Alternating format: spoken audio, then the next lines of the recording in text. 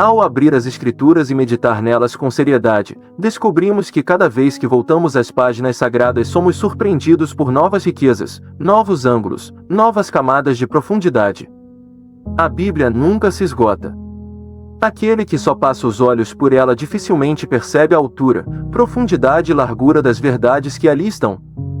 Mas quando mergulhamos nela com foco, o Espírito Santo abre diante de nós novos veios de ouro espiritual, e percebemos o quanto ainda há para extrair.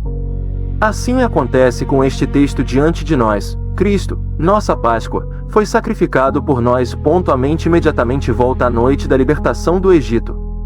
Vemos um povo escravizado, sofrendo, incapaz de salvar a si mesmo, esperando a intervenção de Deus. O cordeiro deveria ser morto, seu sangue deveria marcar os umbrais das portas e as famílias deveriam cear debaixo dessa marca.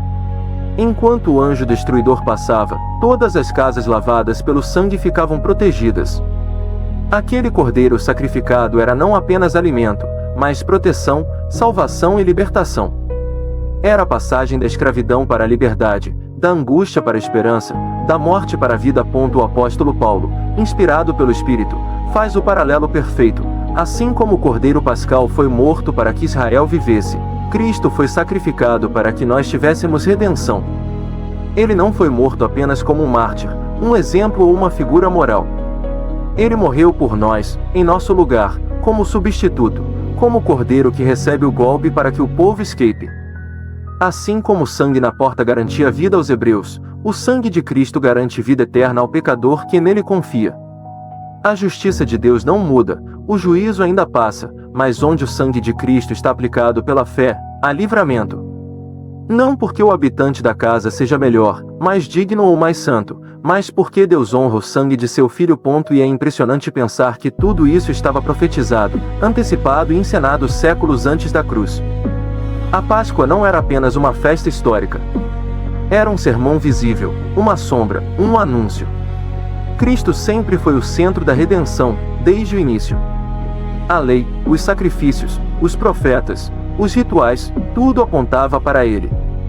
Quando Israel sacrificava o cordeiro, estava dizendo ao mundo, mesmo sem entender completamente, um virá que derramará sangue de verdade, que libertará de verdade, que salvará de verdade.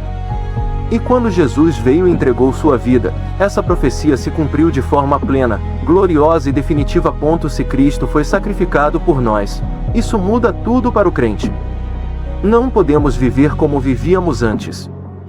Israel, depois da Páscoa, não voltou às panelas do Egito.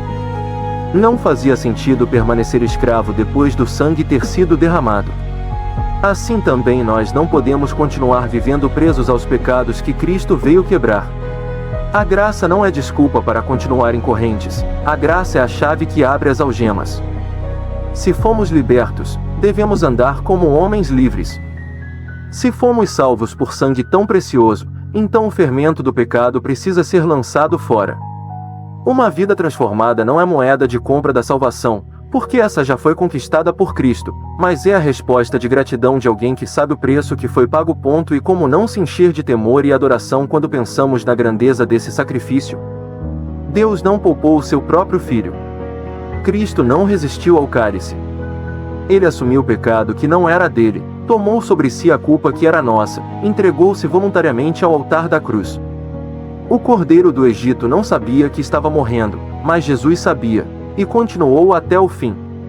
Ele foi rejeitado, ferido, ultrajado, pendurado em vergonha pública, mas ali estava cumprindo a palavra, por nós.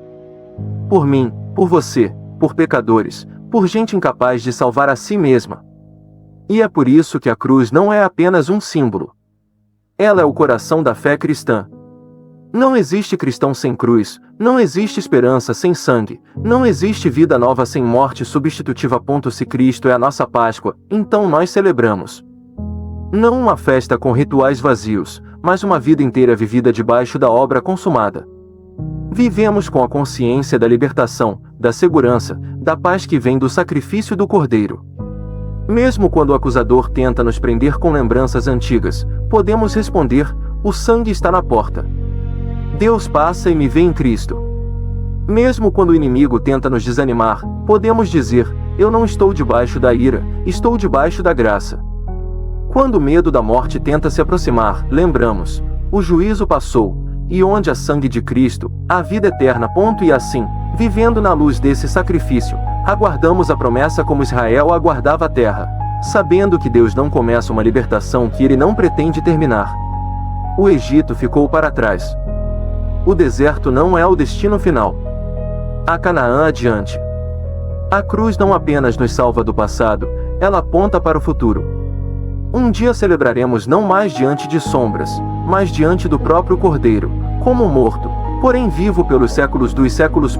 Que cada um de nós, ao ouvir que Cristo, nossa Páscoa, foi sacrificado por nós, receba essa verdade não apenas como doutrina, mas como vida. Que olhemos para esse sangue com fé humilde, com alegria e com reverência. Que vivamos como libertos. Que caminhemos como quem sabe que o preço foi pago. Que nunca deixemos de celebrar a grande verdade que sustenta o Evangelho, que alimenta a alma, que nos mantém firmes até o fim. No Cordeiro foi sacrificado. E foi por nós.